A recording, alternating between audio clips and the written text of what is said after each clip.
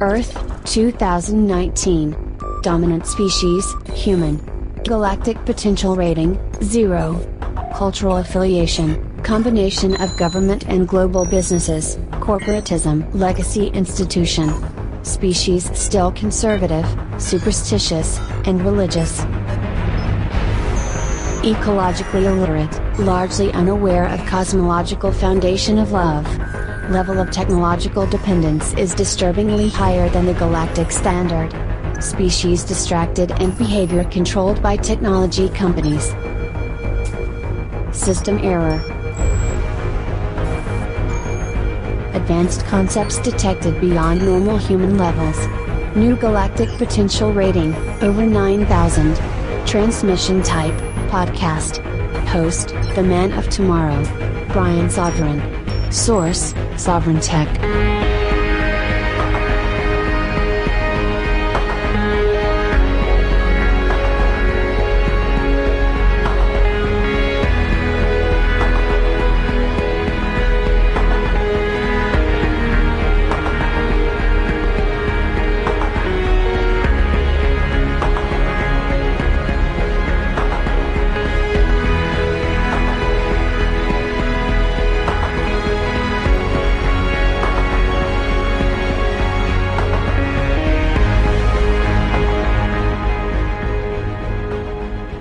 The man of tomorrow is here, and I got to tell you, running a network, this is a hell of a thing. Like trying to get so many shows to like really come together and everybody, to get on board with it. Wow. This is some work that I was not exactly expecting it to be so much.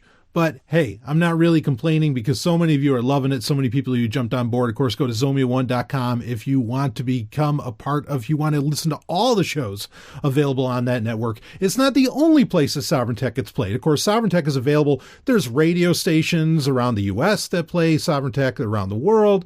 There's all kinds of online affiliates that play Sovryn Tech. But Zomia 1 is definitely now the home of Sovryn Tech. There is no question about that. That is home, baby. And it's so good to be able to finally get away from SoundCloud and a lot of the other things because, man, did it create some confusion and constant concerns. Is SoundCloud going to shut down tomorrow? Holy shit. What am I going to do? Right. And, and then where does the audience go? So fortunately, we're well ahead of the curve on a lot of this different stuff. And Zomia 1, so many of you are loving it. All of you that signed up already for the Zomia 1 Underground, I am so honored. I put up some new entry levels for the Zomia 1 Underground. You more or less get all the same content with that, though that might change in the near future. But there's the $2 range, the $5 range, $10 range, $100 range. Hell, there's even a $1,000 range for a lifetime membership. Can you believe that action? You can jump on it. Just go to zomia1.com for all of that. Again, the home of Sovryn Tech and so much more. I am so excited. This is something where stuff's just going to keep rolling out. But I know so many, the thousands and thousands of you have already jumped over, and I'm so honored to have you there at zomia1.com. Okay, now, we don't need to talk about that the entire fucking episode. We have so much really to get into this week, and it is a data leak du jour. It is that's not data leak of the day, but it does seem to be data leak of the day, right? Because every fucking day it seems like, oh yeah, this many millions of passwords have leaked, or credit card numbers have leaked, or what. And it probably wouldn't surprise you when Facebook does it. We're probably going to talk about that later. It wouldn't surprise you when any other company does it. But how about, and of course, one of the biggest ones in the past couple of years, that being Equifax. We're still, I think people have kind of forgotten about that, but I think the ramifications of the amount of personal information and data that was, that was leaked from Equifax, we're going to be feeling that for years to come. One that might actually top that in a very real way and in many ways is something that, well, guess what? If you thought that the government was keeping your data safe, well, on Sovryn Tech, of course, we know a whole hell of a lot better than that. But, we got a hell of an opening story here. And this is, I'm actually going to be reading from the Washington Post. And here we go. FEMA. Yeah, FEMA. FEMA, major privacy incident reveals data from 2.5 million disaster survivors. Now, in the grand scheme of things, especially in just the past 5 years, 2.5 million individuals, or what online you would call uniques. Okay. Individuals that are, you'd say, well, that's kind of small potatoes, right? That's nothing compared to the 500 million, the 600 million. Believe me, we're going to be talking about those kinds of numbers when we get into HackSec this week. Okay. You could say, well, 2.5 million is really nothing, but this is particularly egregious for quite a few reasons. And we'll read the story here, but let's be clear here. This is the government that leaked it. This is the government that didn't even follow its own rules. Should that surprise anybody? Well, fucking of course not. I mean, just look at the history of government, whether in the United States or anywhere else, and you're going to see that that is order of the day. Talk about du jour. But there's that, along with the fact that this is a particularly susceptible group of people, this 2.5 million, because they are disaster survivors. Let's read the story. It's from March 22nd, 2019. Again, reading from the Washington Post, which Jeff Bezos, of course, would have you believe is a perfect journalistic institution. Well, I'm not going to claim that all the time, but in this case, thanks for doing your due diligence here. Here we go. The Federal Emergency Management Agency shared personal addresses and banking information of more than 2 million U.S. disaster survivors in what the agency acknowledged Friday was a, quote, major privacy incident, end quote. The agency themselves at least admitted to it. A lot of these other companies won't always admit to it, though. Facebook might have admitted to some things recently. Again, all coming in HackSec. Reading on, the data mishap discovered recently and the subject of a report by the Department of Homeland Security's Office of Inspector General occurred when the agency shared sensitive, personally identifiable information of disaster survivors who used FEMA's Transitional Sheltering Assistance Program, according to officials at FEMA. Those affected included the victims of California wildfires in 2017 and Hurricanes Harvey, Irma, and Maria, the report said. In a statement, Lizzie Litzow, that's a hell of a name, FEMA's press secretary, that's going to be a hell of a hard job, said, quote, FEMA provided more information than was necessary, end quote, while transferring disaster survivor information to a contractor. Now, a contractor is not, I mean, it's kind of stallion breaking, and it's kind of funny, right, for the DHS to be reporting on the government itself. I mean, I guess at least they're consistent, right? If you see something, say something, at least they're doing it to their own people, or they're kissing cousins within alphabet soup organizations, right? DHS and FEMA. So I suppose they report on the government as well. Of course, they're not going to really report on the government. Boy, I mean, I could wax conspiratorial here as to what's actually going on, because I have a hard time believing why would DHS want to report on a flub on FEMA's part, right? DHS wouldn't want, I mean, because if you kind of knock one government organization, you're really kind of insulting them all, because it's all government. So I get the feeling like somebody, I don't know, there's just something going on behind the scenes here. But anyway, that is besides the point, and is not necessary to even discuss, considering the very real ramifications of this situation. So anyway, let's keep reading on. But to make clear, a contractor is a private company hired by the government itself, or in this case, FEMA. Reading on, quote, we believe this oversharing has, I love that, it's oversharing. Okay. Can we, how about this? Government, if we're going to be consistent, could you just call what, like, maybe Huawei or ZTE does? Maybe just label that as oversharing and not as, like, a privacy disaster or something like that. I mean, granted, at least they were willing to say this is a major privacy incident, but I mean, just label it oversharing. That way it doesn't sound as bad, because that's effectively the same thing what's going on here. Of course, anyone that's followed the recent Huawei and ZTE cases as far as trade embargoes and so on, well, the language that gets used there. It sure as fuck isn't as simple as oversharing. Reading on. Quote, I'll read this again. Quote, we believe this oversharing has impacted approximately 2.5 million disaster survivors, end quote, said a Department of Homeland Security official who asked for anonymity to provide background information beyond the official FEMA statement. Oh, DHS can ask for anonymity, but can we? No. The little people, please. We can't have anonymity. We need your credit card number. We need your name. We need your address. We need to know every little goddamn thing about you. That way we can leak it to a private contractor. Right. This is so cute. Okay. But I mean, government not following its own rules. Yeah. Order of the day. Reading on. He said and we don't know who he is. He said 1.8 million people had both their banking information and addresses revealed, and about 725,000 people had just their addresses shared. It is unclear if the oversharing had led to identity theft or other malicious actions, he said. Quote, we don't have any information that it has been compromised in a detrimental fashion, end quote, the DHS official said. The Inspector General report said the privacy mishap threatened survivors with, quote, identity theft and fraud, end quote. That report, dated March 15th, estimated that 2.3 million people had been affected, slightly less than the estimate provided by the DHS official on Friday. The Inspector General report told FEMA it needed to install controls to make sure such data would not continue to be shared with contractors, and that the agency needed to assess how wide the problem was and to make sure that data in the contractor system was destroyed. Stanley, breaking in for a second on that. Wait, shouldn't that have been put in place before you collected one single person's data? Like, wait, why did it take a disaster for you to finally get your fucking act together? Hey, you know, well, we'll talk more about it. Let me keep reading.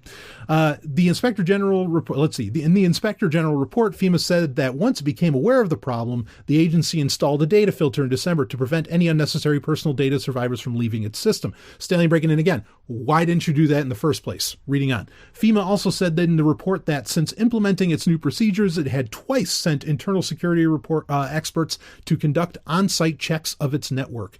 Litzau said FEMA has taken, quote, aggressive measures to correct this error. FEMA is no longer sharing unnecessary data with the contractor and has conducted a detailed review of the contractor's information system, end quote. FEMA declined to identify the contractor. Oh, that's nice, but, you know, the 2.5 million people are fucking identified all over the goddamn place, but I guess they had controls in place to protect their contractor, just not you.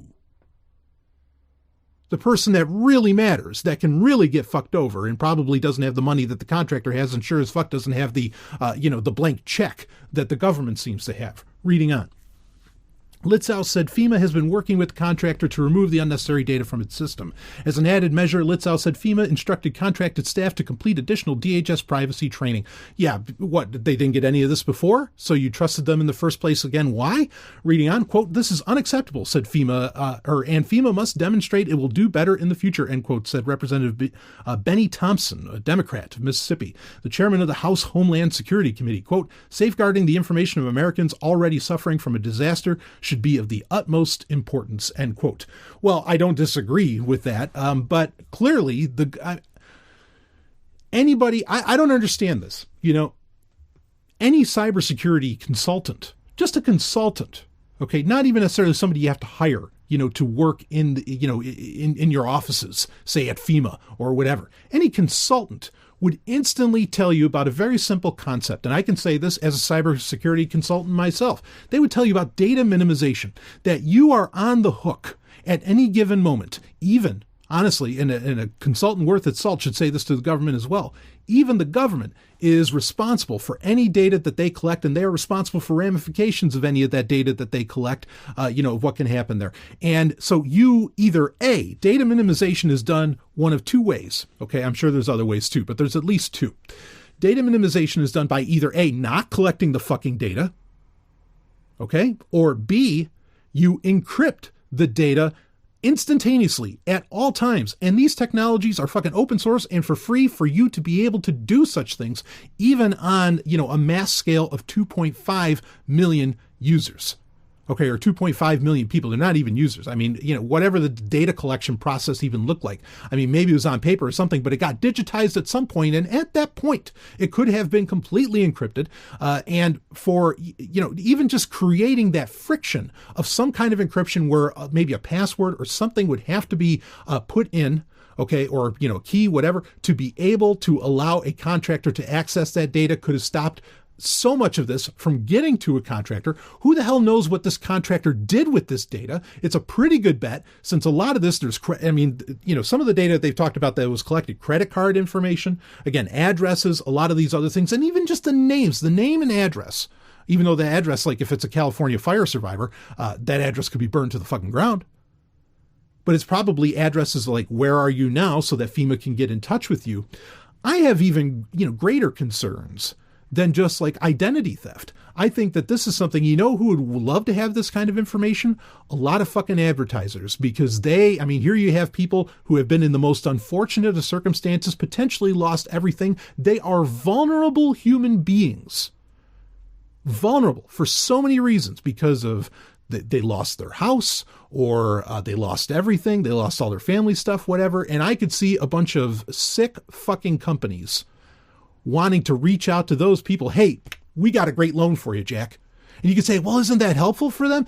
No, because, I mean, we all know that a lot of these industries, a lot of these companies that do that, I mean, them wanting to buy this list, and I don't know that happened, but I could picture it happening because I mean, if I were, a less ethical person, and I got my hands on a list of 2.5 million people that have just been in like horrible disasters, I would be schlepping that off to all kinds of companies because people like to buy these lists of information. I mean, there is an entire market for this sort of stuff. We know that is not controversial. That is not conspiratorial at all.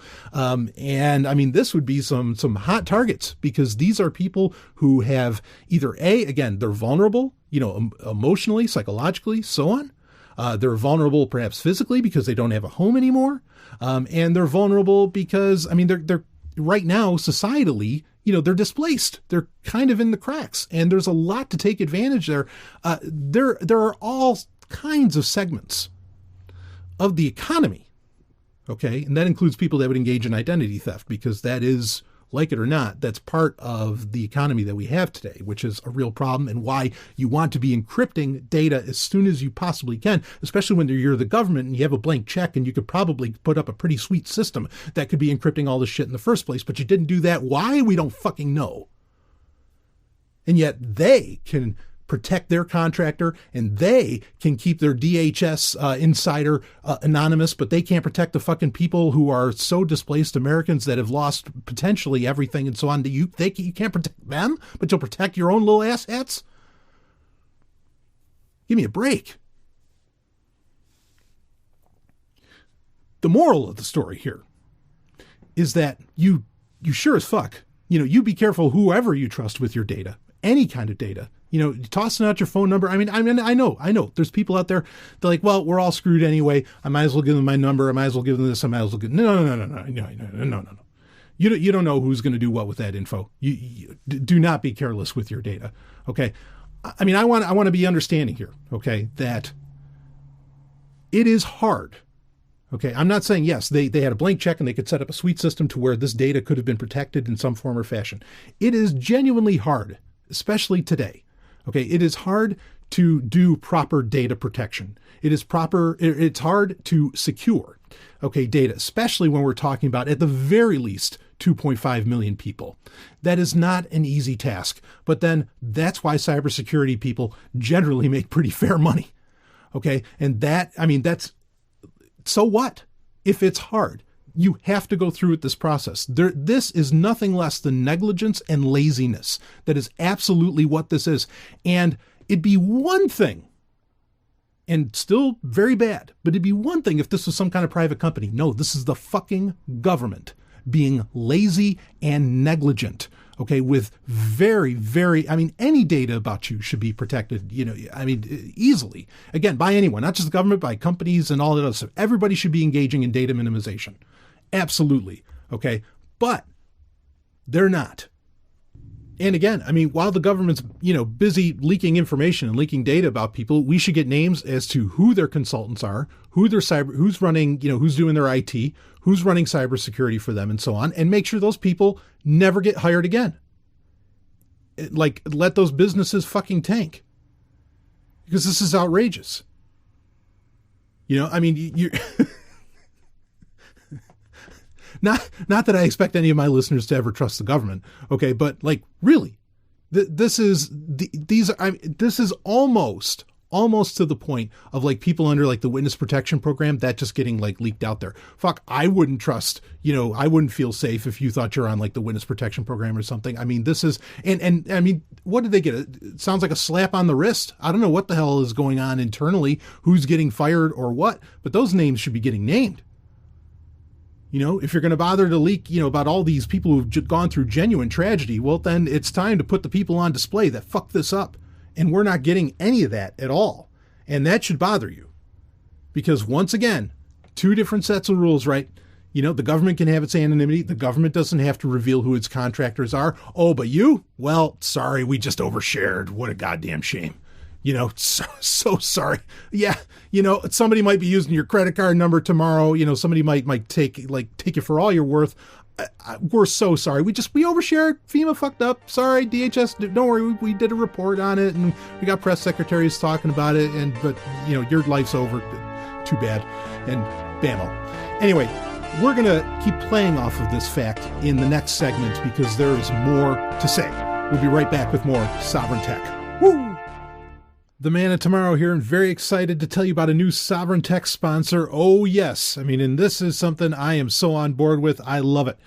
CryptoList, CryptoList.com. CryptoList.com is a website with trading view charts for Bitcoin and other digital assets. No accounts, no login, just price histories displayed in the trading view charting plugin with a nice dark night mode theme that's easy on your eyes. It's fast, it's free, and it's open source. Woo! Are you a developer and want to add a feature or fix a bug? Check out the GitHub link on CryptoList.com and submit a pull request. Again, that's CryptoList.com. Check it out, and I thank them for sponsoring Sovryn Tech. Woo! Jump on it. Let's get back into the show.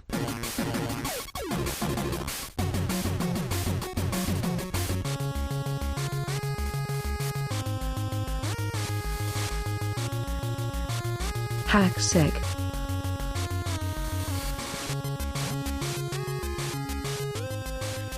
Woo! Got a nice little double whammy here. But first off, wow, thank you so much. CryptoList.com, so honored to have them on board with the show. As a sponsor, it's always so exciting. And I know there are so many developers in my audience. This is something you want to be checking out, especially you working in the crypto space. That's where talk about where data minimization or potentially data minimization, where cryptography and a lot of those other things are being done right, compared to what we were just hearing about.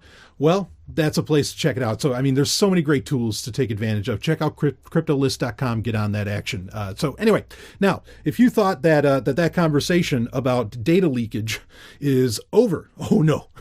And maybe you thought, I could imagine it. You're saying to me, Stallion, yeah, okay, I know. Don't trust the government. Never trust the government. Yeah, good. I'm glad you got that one down. But, come on, private companies, they're not bad. They're going to do all right. They got this figured out. They got data minimization down. They're not just leaking data to, some third party or some contractor or someone else out there. Come on. That's not the reality at all. And if you needed more proof amongst proof for other things, got a story here from TechCrunch. Facebook admits, and this is a couple days after that Brian Krebs actually put out a report about this, Facebook admits it stored hundreds of millions. Okay, not 2.5 million. That's bad enough, especially, again, for the particular demographic that it was. It was disaster survivors. Facebook admits it stored hundreds of millions of account passwords in plain text. Now, let's break this down. Anyway, this is just from a couple days ago in March 2019 here. Flip the, quote, days since last Facebook security incident, end quote, back to zero. It's true. Throughout, since 2018 and into 2019, the hits just fucking keep on coming. And I'll tell you, well, I'll be straight with you. I think a lot of this stuff like constantly coming out and getting revealed and so on. I do get a little conspiratorial about this because I think there was a very, very real chance, and I talked about this years ago, that Zuckerberg was going to run for either political office or even president because he'd be the right age at the right time for 2020. And I think that this is a complete smear campaign to keep him from doing that. But from various, we have the deep state, and then you have this part of the state and this part of blah, blah, blah. Anyway, all of that aside, I think that that's part of why these hits just keep on coming because, it's crazy, the reports. They just don't stop. But anyway, this has an overall point that plays also with what we were just talking about with FEMA, but let's read a bit of the story here from TechCrunch. Facebook confirmed Thursday in a blog post prompted by a report by cybersecurity reporter Brian Krebs. Maybe FEMA should hire Brian Krebs. I know he knows how to do business. Anyway, that it stored hundreds of millions of account passwords in plain text for years. I think the argument is something around 600 million, something like that. Anyway, going on. Or it's arguable that it was around that much. The discovery was made in January 2019, said Facebook's Pedro Canahouti. I don't know if I pronounced that right, but anyway, as part of a routine security review, none of the passwords are visible to anyone outside of Facebook, he said. Oh, because Facebook employees are just a shining example of, of human beings. Like, we have all the evidence in the world of that. I mean, certainly they give a shit about your privacy. They would never, like, Facebook employees would never engage in, shall we say, behavioral experiments on their users, trying to depress them, or they would never intentionally make the app crash to see just how far are you willing to go to make sure you look at Facebook or anything like. I mean, Facebook employees would never do that. Wait a minute. They did do all that. Okay. Anyway, so yeah, no, I mean, they'd never do anything bad with your passwords. Of course not. Reading on. None of the passwords were visible to anyone outside of Facebook. Facebook admitted the security lapse months later after Krebs said logs were accessible to some 2,000 engineers and developers. Krebs said the bug dated back to 2012. Quote, "This caught our attention because our login systems are designed to mask passwords using techniques that make them unreadable," end quote, said Kanahouti. Quote, "We have found no evidence to date that anyone internally abused or improperly accessed them," end quote. And here, Stanley Breaking, here's the rub. Here's the best part. But he did not, this is TechCrunch saying, but did not say, that being Kanahouti of Facebook, did not say how the company made that conclusion. It's like, okay, so you're making this very bold claim that out of 2,000, at least 2,000 people that had access to this information, you have no evidence that anybody actually took advantage of having these passwords that were available in completely plain text and not encrypted whatsoever, much like that FEMA data should have been. And how do you know that? Yeah, they're not going to tell us, and they're never going to tell us. They won't put that in plain text, I guess, because, they protect their own. Anyway, reading on. Quote, "This caught our attention." And if you didn't catch that part, Krebs said the bug dated back to 2012. So this has been available for a very long time. Reading on. Quote, "This caught our attention because our login systems are designed to," I read that part already. Anyway, Facebook said it will notify, quote, "hundreds of millions of Facebook Lite users," end quote, a lighter version of Facebook for users where internet speeds are slow and bandwidth is expensive, and tens of millions of other Facebook users, end quote. The company also said, quote, "tens of thousands of Instagram users," end quote, "will be notified of the exposure." Now, Stanley breaking in for a second, that's very interesting because, that just points at the fact that if you thought that somehow certain Facebook companies perhaps operated a little more independently, oh no. Now, there might be true, because we don't exactly know, if those Instagram users that are going to get notified of this, if they were ones that were logging in with their Facebook account, and maybe it didn't affect Instagram users that logged in with independent Instagram credentials, right? So, I mean, that's a possibility. I use Oculus hardware, okay? The VR hardware. I use Oculus hardware, but I do not attach it to my Facebook account. I use an independent login for Oculus. But this does lend to, especially those people who they just fucking kill me. Those people who say, well, delete your Facebook, don't use Facebook, but it's okay to use Instagram. Apparently not, because it falls prey to the same exact problems that, we'll talk about what the larger problems here are. Reading on, Krebs said as many as 600 million users could be affected, about 1/5 of the company's 2.7 billion users, but Facebook has yet to confirm the figure. Facebook also didn't say how the bug came to be. Storing passwords in readable plain text is an insecure way of storing passwords, no shit. Companies like Facebook hash and salt passwords, two ways of further scrambling passwords to store passwords securely. That allows companies to verify a user's password without knowing what it is. Twitter and GitHub were hit by similar but independent bugs last year. Both companies said passwords were stored in plain text and not scrambled. It's the latest in a string of embarrassing security issues at the company, prompting congressional inquiries and government investigations. It was reported last week that Facebook's deals that allowed other tech companies to access account data without consent was under criminal investigation.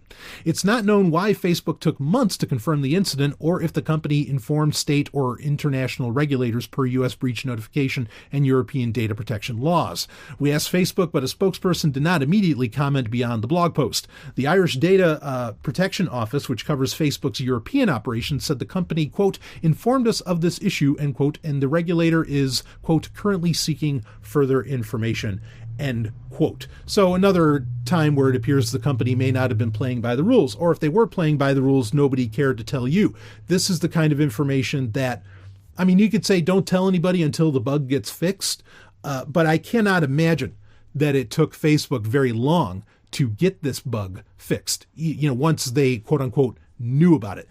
This is certainly a case where I don't think Facebook was engaging in malicious actions here. Okay. That is not the point of what I want to bring up with you.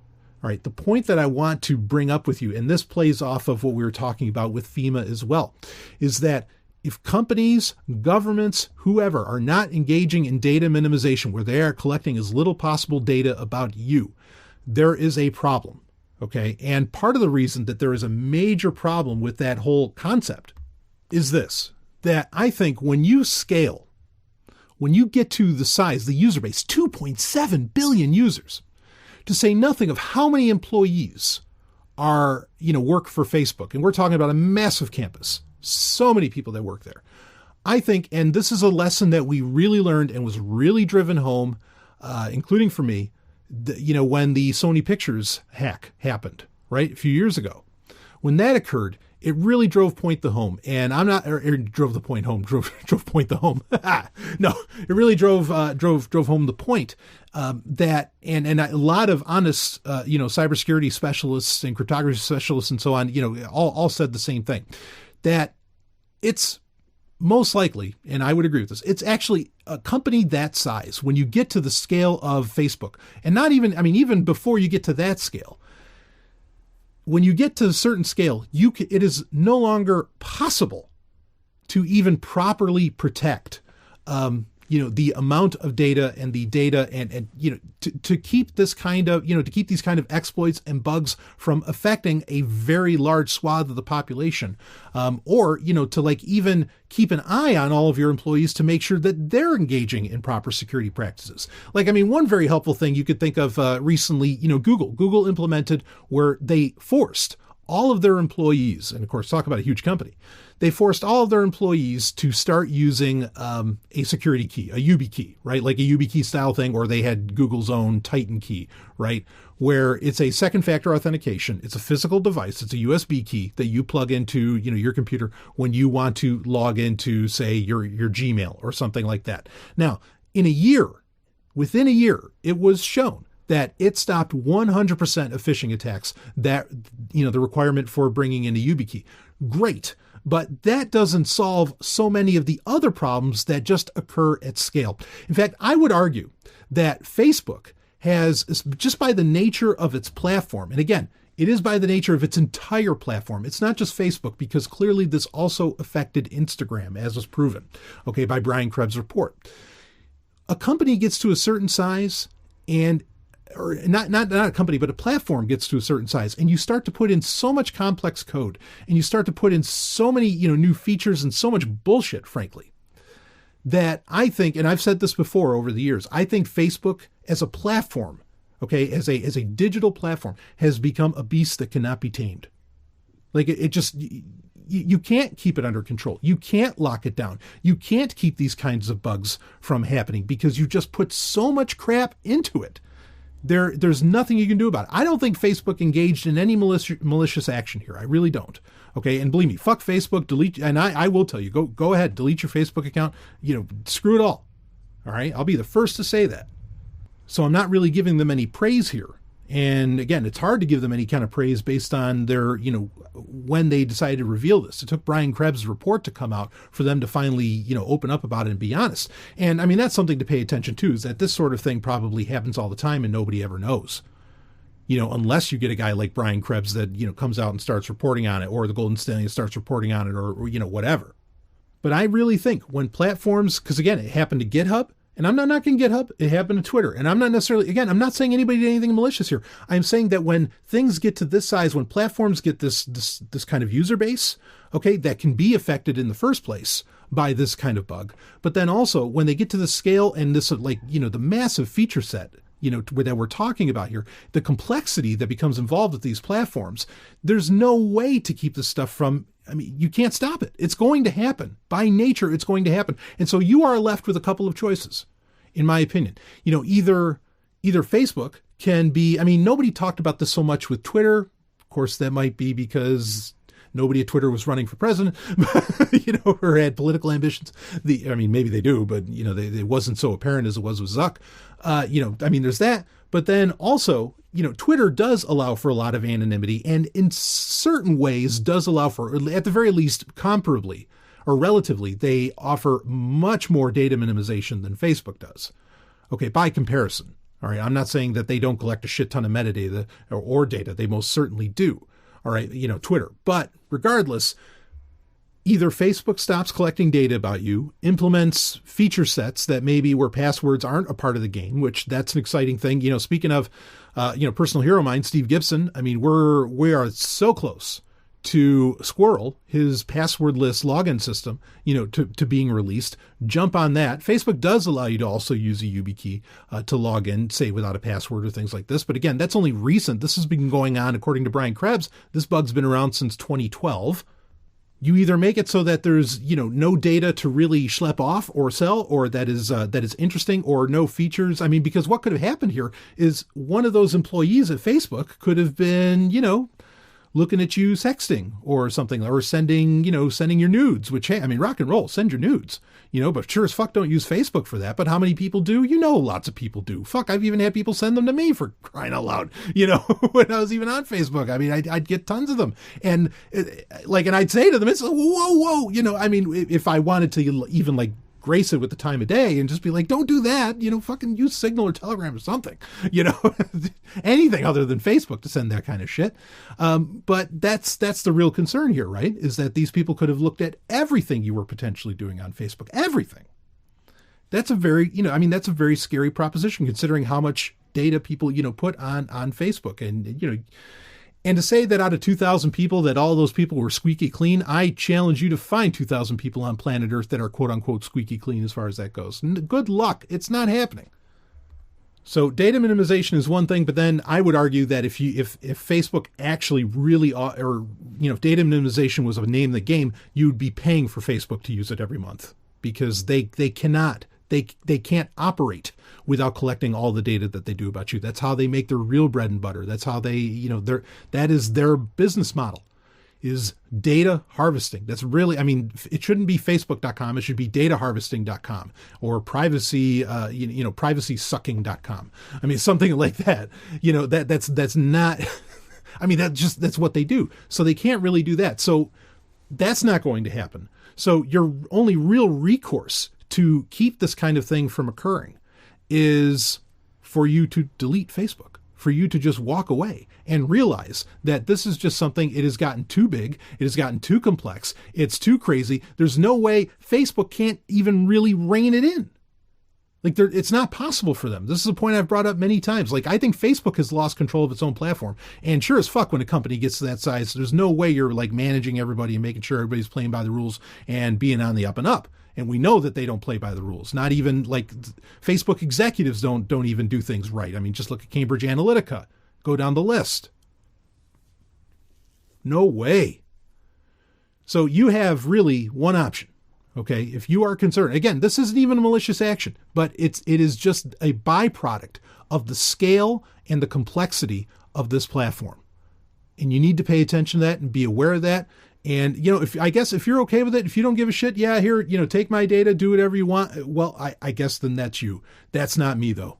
That's not me. Not knowing what can get done with that data, what does get done with that data, and so on. Fuck no. I'm going to encrypt my shit. I'm going to own my shit. And that's how it's going to be. And I'm not, and speaking of Steve Gibson, I mean, he has, his classic acronym, TNO, right? Trust no one. Well, don't tell me, oh, it's private, so I should trust them. No, you can't trust Facebook, even though actually I would kind of argue Facebook's pretty much a government organization at this point. It's corporatism. Okay. Don't trust Facebook. Sure as hell don't trust FEMA. And then that speaks for the whole government. Okay. Just don't trust no one. Okay. Take control of your data. It's hard. I get it. The fact that Facebook, that this bug was going on, I can believe that they didn't catch it. They didn't know, because especially again, at that scale, it's not just hard. I think it's impossible. Okay, really locking shit down, locking down code, making sure everything is getting encrypted properly and all this stuff, looking out for all these bugs. I dare say it's almost impossible when you get to that size and when you're dealing with that many users and you're dealing with the platform at that scale and so on. So it's on you to, if you want to make sure that your data is secure, that information about you is secure and so on, and understand privacy is an innate part of the human condition, it is on you. And I would argue there's no real steps that you can take. The best thing you can do is just delete that fucking account completely. Get rid of it. And maybe you want to delete other things too. But anyway, that's it for this segment. We'll be right back. Maybe we'll talk a little more Facebook here because, again, if this is a beast that you cannot be tamed, what they're doing next might concern you. Hey, baby, I know. You are tired of Gmail. You have had enough. Well, I have a solution for you. What I want you to do is you go to Fastmail, okay? It's fastmail.sovryntech.com. That's the URL you can use. You're going to get a discount with that. You are going to love this. This is email for email's sake. This company does nothing more. Just email, and they do it right. All the latest security technologies. You want to log into your account with your YubiKey? You can do that. Fastmail has your hookup. Very inexpensive plans. I want you to check it out. You go to fastmail.sovryntech.com. That'll get you the hookup, and it's an honor to have them as a part of Sovryn Tech. Woo! Let's get back to the show. This week in blockchain. Yeah, we're going to talk a little blockchains, baby. But if you want to talk about what happened with Facebook there, look, I get it. You like Facebook because you get to announce to the world your opinions on anything, and you get to talk about whatever you want. You just click post and bammo, you do it. I got a better idea. How about this? And you still want to reach like a really large audience? I want you to go to a Sovryn Tech sponsor. It's Free Talk Live. Okay, go to freetalklive.com.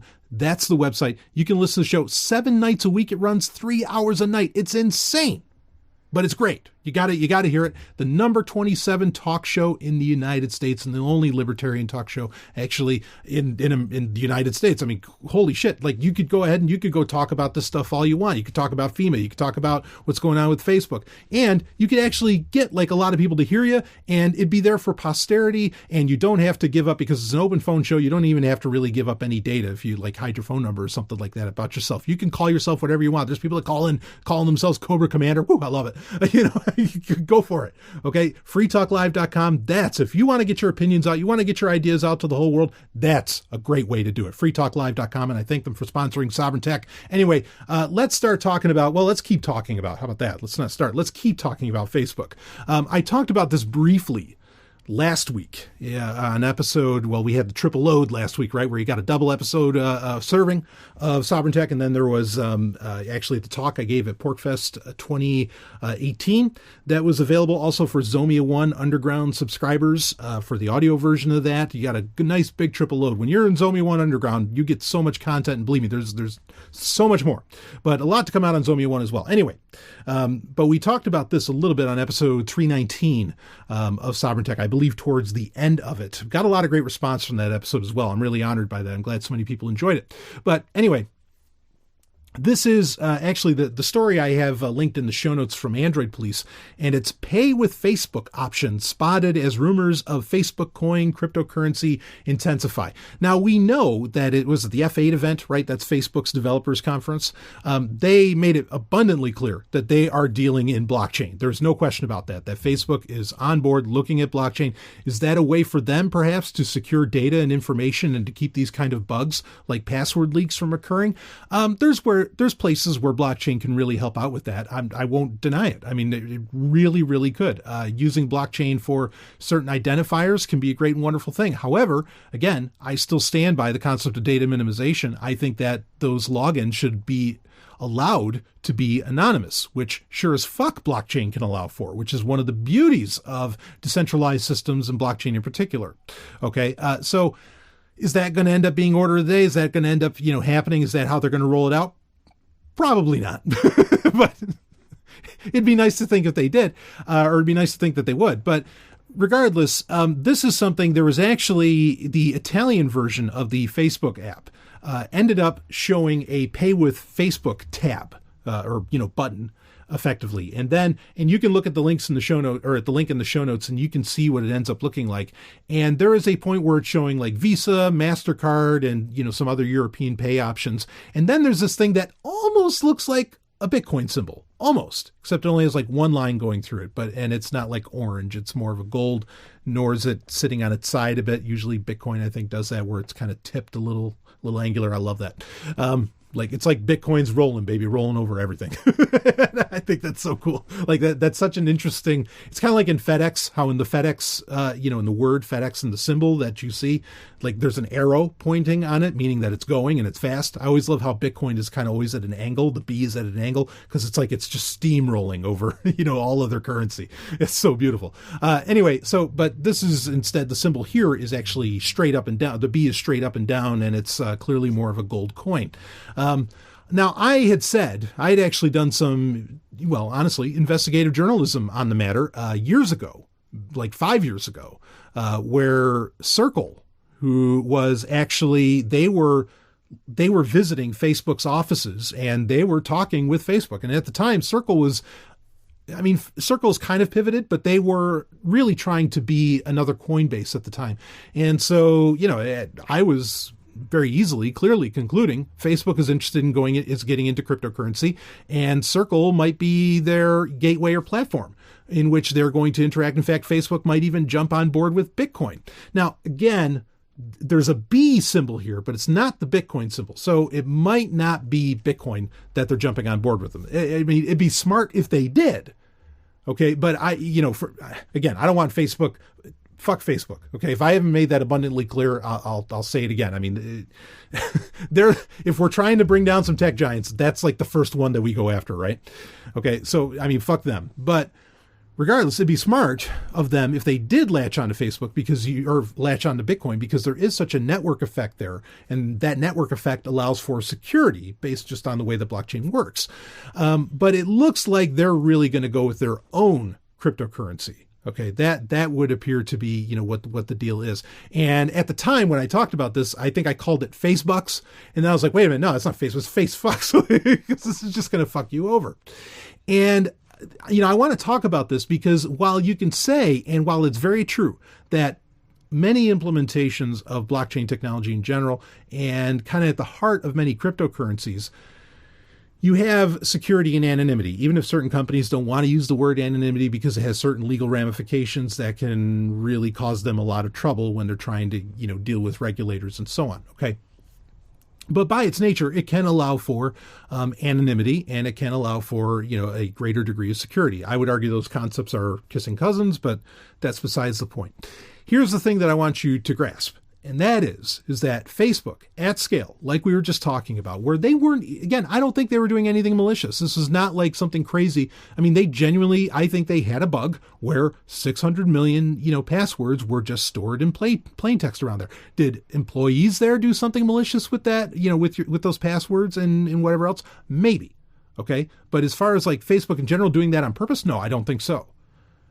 But even that, just because of the scale and the centralized nature, and again, we don't know what their blockchain plans are. Like if they come out with some crazy rollout that we're going to decentralize Facebook in general, maybe we'd have a slightly different conversation. But then there's still problems that I talked about all throughout 2018, the abstract issues with social media itself. Social media itself is a problem, regardless of scale or platform. But that is another conversation for another time. Bottom line being, as things stand right now with Facebook, I would not trust them with any kind of financial tools whatsoever. And in general, as far as we can tell, most people don't use, like there's a feature in Facebook Messenger where you can send people money, right? You can just like type in the cash symbol and then type in an amount, and then the person like can collect that kind of money. Most people don't bother to use that. Why? Because most people inherently don't trust Facebook. They just keep using it because they think they have to, or they think it's the only way they're going to get laid with their neighbor or something like that, because they can look so cool on Facebook when in real life, maybe they're schlubs. Whatever the situation is. All right. But here's the thing is that Facebook is, again, it's a beast. The platform itself, the code itself, the algorithms, the feature set, everything plugged into that is a beast. Make this very clear, that cannot be tamed. Throwing a financial layer on there, an independent one even, throwing a financial layer on there is just going to, you think it's bad when your password gets leaked? What the fuck happens when, again, with no malicious intent, what happens when, whatever, your private keys or something ends up getting leaked from this Facebook cryptocurrency? Don't fall for this. Don't buy into this. Now, I could believe, it's interesting. we'd have a little bit of a clearer shot of maybe what they were trying to, or a clearer picture of what they're trying to do, if this was in, say, like the Facebook Lite app that's for like emerging markets, or if it was in like, the one like the Facebook Lite app for India or something like that. Like if it was something that was available in versions of the app that were very clearly for emerging markets. Look, Italy's not an emerging market, right? I mean, they're as first world as they come. So it's odd that it showed up in the Italian version of the app. I don't really grasp why that is. I mean, one could think really long term, and maybe this is some kind of plug-in with the euro, but I mean, it's really anybody's guess.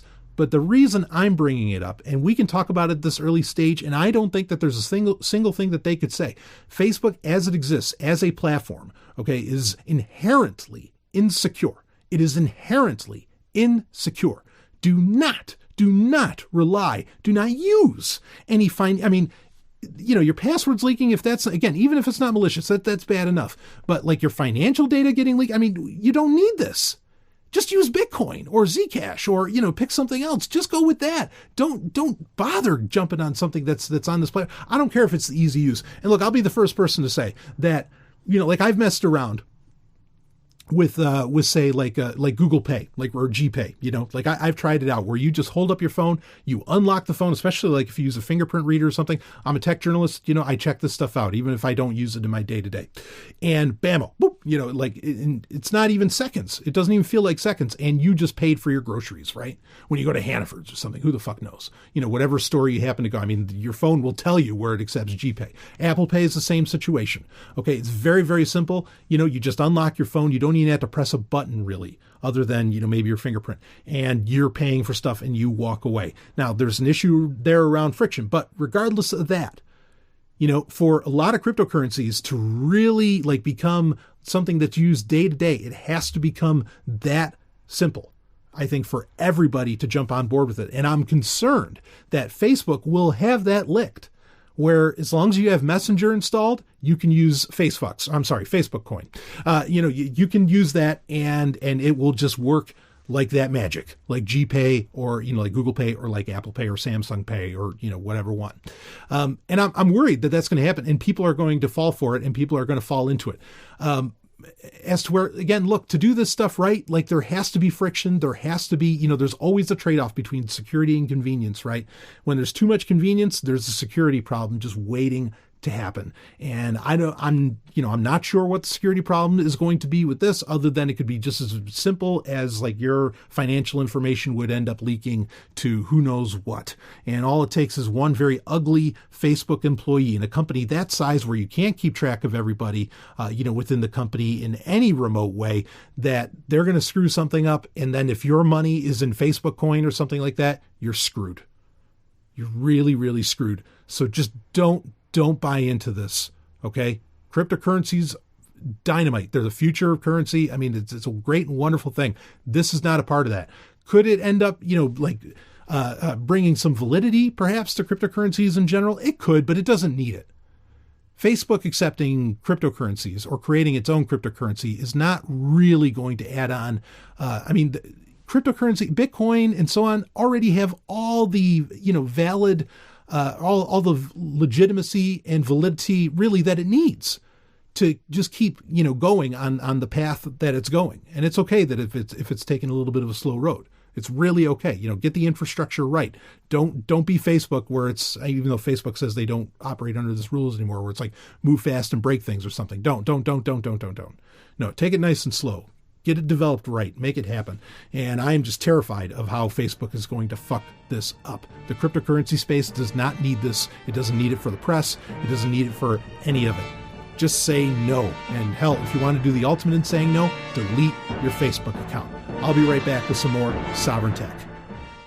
Beyond the moon, fighters, wave after wave after wave, lies a lone outpost in space. Potentially dangerous alien technology was smuggled aboard this station.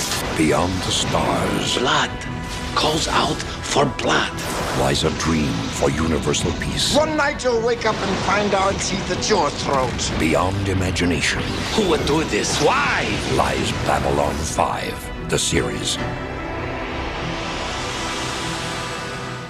Babylon 5 is available for download on your favorite torrent site. See it now to experience the greatest show in television history.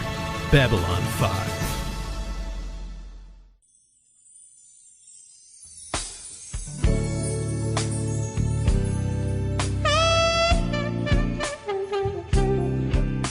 The Climax.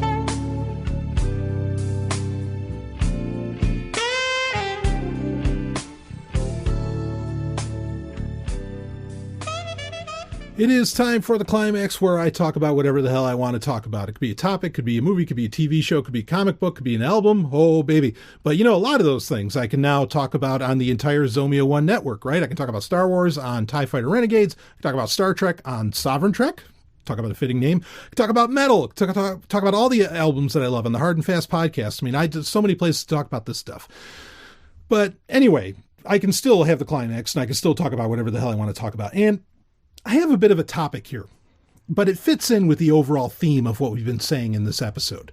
And it actually plays well off of the kind of side topic that we brought up in episode 319, last week's episode, or one of last week's episodes, which was about MySpace and how basically they lost all data from what were the years for it? 2005 to 2006 or 2003 to 2015 or something like that, whatever the years were. Anyway, my response to that was, because all that music was gone, because it was such a platform for independent artists. With all of that gone, I very simply said, I was like, well, here, I have the answer for that. Physical media. Boom, 2 words. There you go.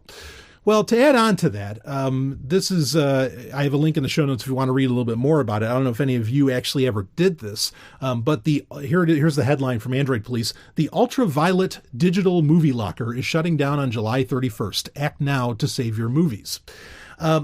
And so basically what's going on here, Ultraviolet, if you didn't know, was a platform that allowed you to, if you say bought a Blu-ray or a DVD or what they call multi-format now, where you buy a Blu-ray and it also comes with the DVD, but then also it might come with the ultraviolet version of the film, was a way of you getting a digital copy of the film that had DRM on it, and that, Hollywood basically thought, well, here, let me read a little bit.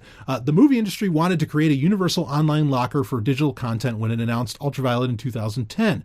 Service has limped along for years, but the movie industry is finally reading the writing on the walls. Ultraviolet will shut down on July 31st, and shocker, this convoluted DRM scheme makes it confusing to retain access to your purchased content.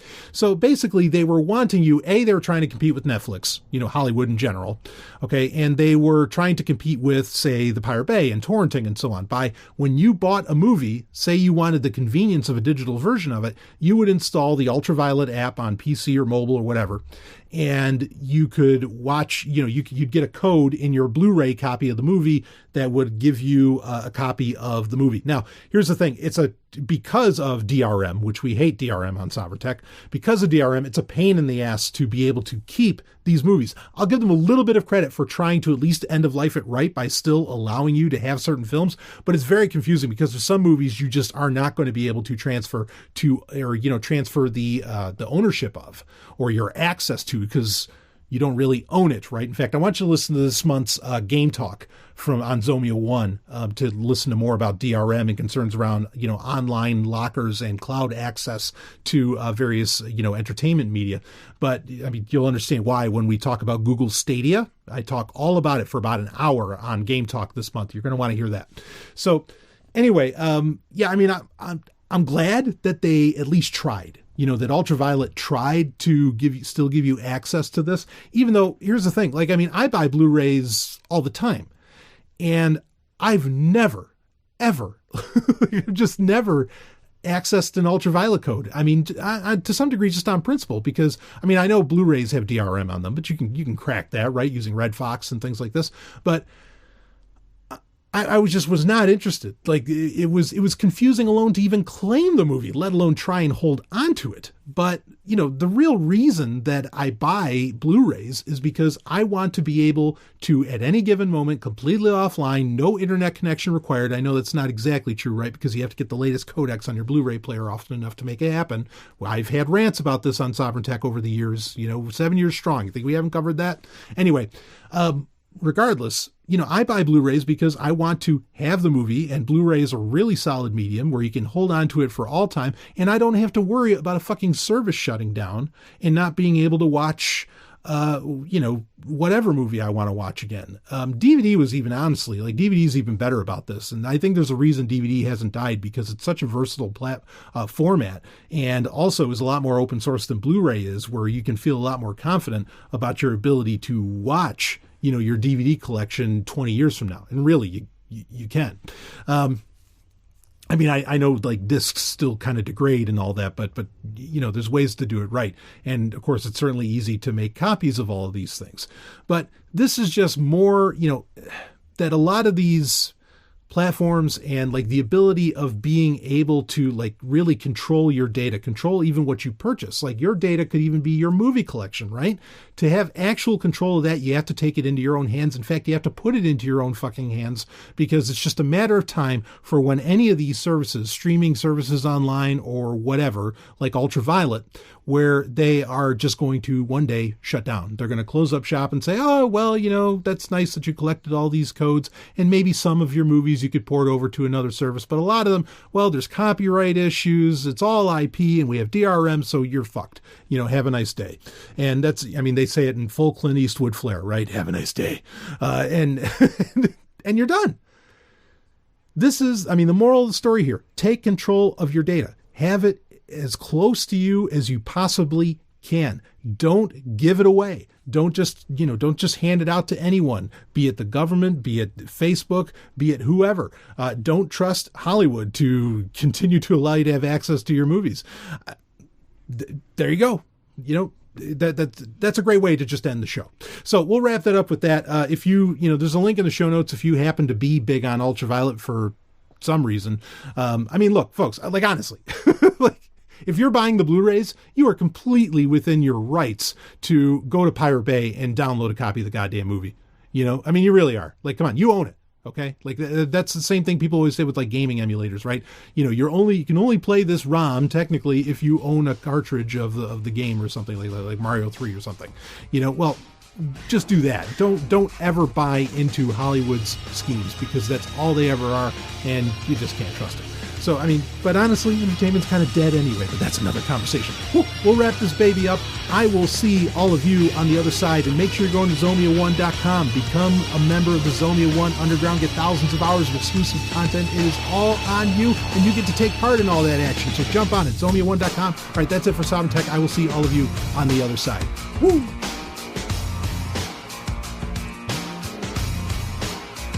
You just experienced Sovryn Tech. Go to sovryntech.com, that's SOVRYN tech.com, and connect with us there. Find links from today's show and catch our podcast feed. Sovryn Tech is Copy Heart. Copying art is an act of love, and love is not subject to law. So please share the show however you like. Welcome to the evolution.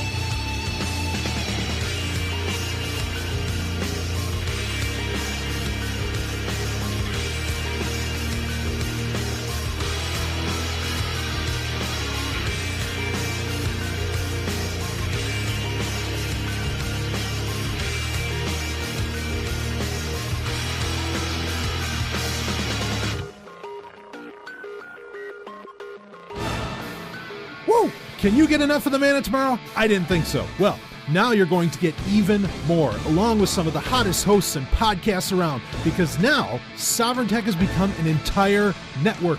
Zomia 1, the most rebellious podcast network in the galaxy, with bleeding edge shows covering science, technology, and even pop culture. Podcasts like Sovryn Trek, bringing you the latest and greatest in everything Star Trek. TIE Fighter Renegades, a Star Wars podcast, where the Man of Tomorrow and Robin Freebeard talk Star Wars like no other show out there. The Hard and Fast podcast, where metal is king and the latest album reviews and interviews with the greatest acts in hard rock and heavy metal happen. And you can even become a member of the Zomia One Underground and get access to thousands of hours of exclusive content and shows. And this isn't Patreon, baby. Oh no, this is all happening on the premier podcast platform, Podbean. So head over to Zomia1.com, that's ZOMIAONE.com,